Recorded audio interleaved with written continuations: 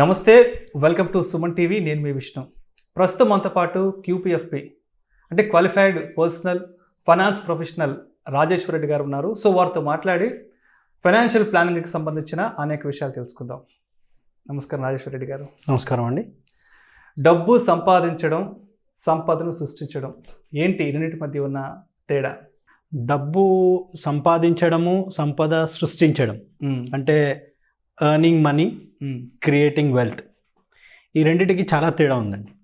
అంటే చాలామంది ఏంటంటే కొన్ని చోట్ల రెండు ఒకే అని అనుకుంటుంటారు. డబ్బు సంపాదించడం, సంపద సృష్టించడం. అయితే డబ్బు సంపాదించడం అనేది ఏంటి అంటే షార్ట్ టర్మ్, సంపద సృష్టించడం అనేది ఏంటి అని అంటే లాంగ్ టర్మ్. అంటే దానికి ఎగ్జాంపుల్, ఇప్పుడు డబ్బు సంపాదించడం అంటే ఏం చేస్తాము? అసలు డబ్బు సంపాదించాలంటే either job or business are daily wages ఏదైనా అనుకోండి. అంటే అక్కడ మనం మన రీసోర్సెస్ ఖర్చు చేస్తున్నాం. అంటే టైం అనుకోండి, ఎనర్జీ అనుకోండి. సో మన టైము, ఎనర్జీ ఖర్చు పెడితేనే డబ్బు వస్తుంది. అవును. సో కొంతమంది maybe hourly basis, IT employees చూస్తే అవుట్ సైడ్ ఇండియా చూస్తే అవర్లీ బేసిస్ ఉంటుంది, ఆర్ కొన్ని వీక్లీ బేసిస్ ఉంటాయి, కొన్ని మంత్లీ ఉంటాయి. సో దాన్ని మనం డబ్బు సంపాదించడం. మరి వెల్త్ క్రియేట్ చేయడం అంటే సంపద సృష్టించడం ఎందుకు అనంటే ఈ మన దగ్గర ఉన్న టైము, ఎనర్జీ ఉన్నన్నాళ్ళే సంపాదించగలుగుతాం. ఎప్పుడైతే ఈ టైము, ఎనర్జీ ఉండదో అప్పుడు ఏం చేయాలి? అప్పుడు మనకు అవసరాలు ఉంటాయి. అవును. అందుకనే డబ్బు సంపదను సృష్టించాలి. సో దానికి లాంగ్ టర్మ్ ప్లానింగ్ అనేది కంపల్సరీ ఉండాలి. ఈ రెండు తేడాలండి. ఫర్ ఎగ్జాంపుల్ ఇంకొక అనాలిసిస్ చూద్దాం. డబ్బు సంపాదించడం అంటే ఎన్ని సంవత్సరాలు సంపాదించగలుగుతాం మనము? డైలీ 8 hours అనుకో. 8 hours. అవును. వర్కింగ్. సో నెల ఇంటూ ఇయర్ వేసుకుంటే ఫర్ ఎగ్జాంపుల్ ఒక 25 years ఏజ్ అతను జస్ట్ ఇప్పుడే జాబ్ స్టార్ట్ చేసి 60 age ఇయర్ వరకు కూడా ఎర్నింగ్ చేస్తున్నాడు అనుకుందాం. అప్పుడు మన క్యాలిక్యులేషన్స్ చేస్తే ఏమవుతుంది? Daily 8 hours into number of working days into number of years, 35 years. ఇవన్నీ క్యాలిక్యులేట్ చేసి చూడండి, అరౌండ్ 70,000 hours ఉంటుంది. 70,000 గంటలు. 70,000 గంటలు. సో 70,000 గంటలు మనము మన ఎనర్జీని, టైంని పెట్టి డబ్బు సంపాదిస్తున్నాం. దాన్ని పెంచగలుగుతామా?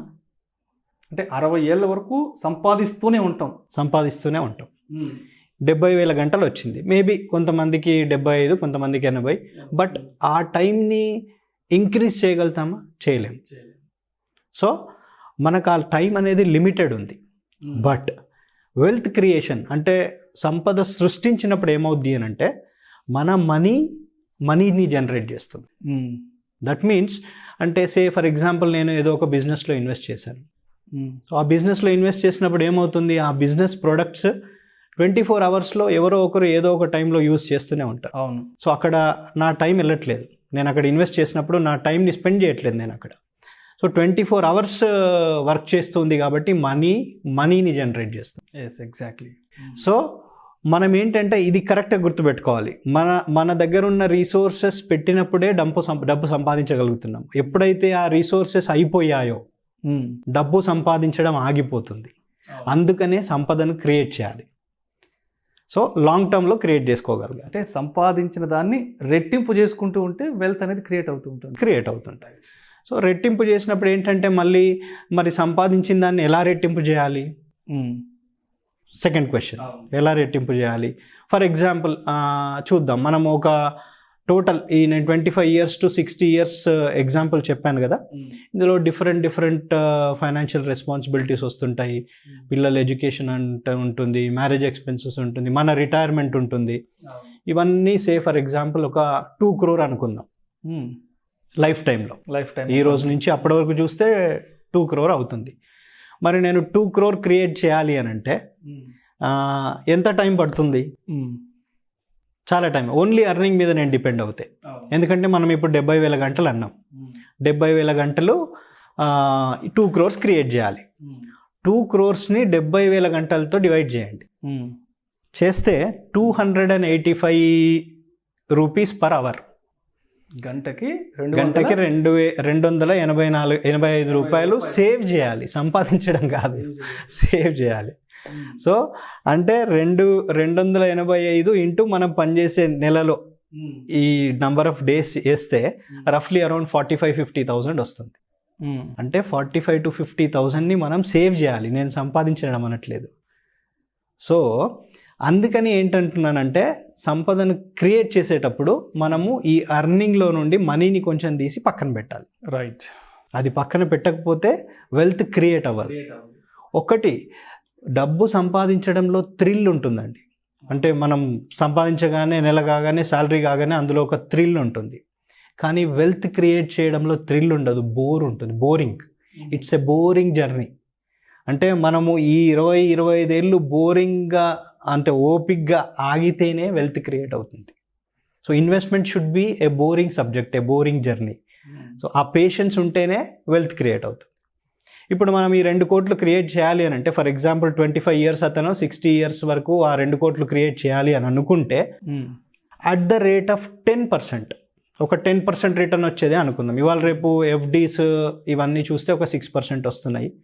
ఈక్విటీస్, స్టాక్ మార్కెట్ ఇవి చూస్తే ఒక 12 అనుకుందాం. సో దానికి దీనికి మధ్యలో ఒక 10% అనుకుందాం. సో 25 ఇయర్స్ అతను 60 ఇయర్స్ వరకు ఈ వెల్త్ క్రియేట్ చేయాలి అంటే ఒక 5,000 to 6,000 పక్కన పెడితే చాలు. మనం ఇంతకుముందు క్యాలిక్యులేషన్లు ఏమనుకున్నాం, 50,000 పక్కన 50,000 అనుకున్నాం. అవును, 50,000 అవసరం లేదు. యాక్చువల్గా ఆ 5,000ని పక్కన పెట్టి అది అసెట్ ఫామ్లో ఉన్న వాటిల్లో ఇన్వెస్ట్ చేయాలి. అంటే అది గ్రో అవ్వాలి, అంటే ఆ మనీ 24 hours మన కోసం పనిచేయాలి. అప్పుడు అట్ ద రేట్ ఆఫ్ 10% ఈ 35 ఇయర్స్లో ఆ 5,000 to 6,000తో ఈ 2 crore క్రియేట్ చేయొచ్చు. సో ఆ అమౌంట్ అనేది ఇంకొక అమౌంట్ని జనరేట్ చేస్తూ ఉండాలి, వర్క్ చేస్తూ ఉండాలి, అది రిటర్న్ అవుతూనే ఉండాలి. Money should work for generating money. Right. అప్పుడే ఆ వెల్త్ క్రియేట్ అవుతుంది. ఇంకో కొన్ని పాయింట్స్ ఉన్నాయి, important points. Say for example మరి అది ఎక్కడ పెట్టాలి? సపోజ్ ఇప్పుడు వెల్త్ క్రియేట్ చేయడానికి 5,000 to 6,000 అనుకున్నాం, మరి అది ఎక్కడ పెట్టాలి?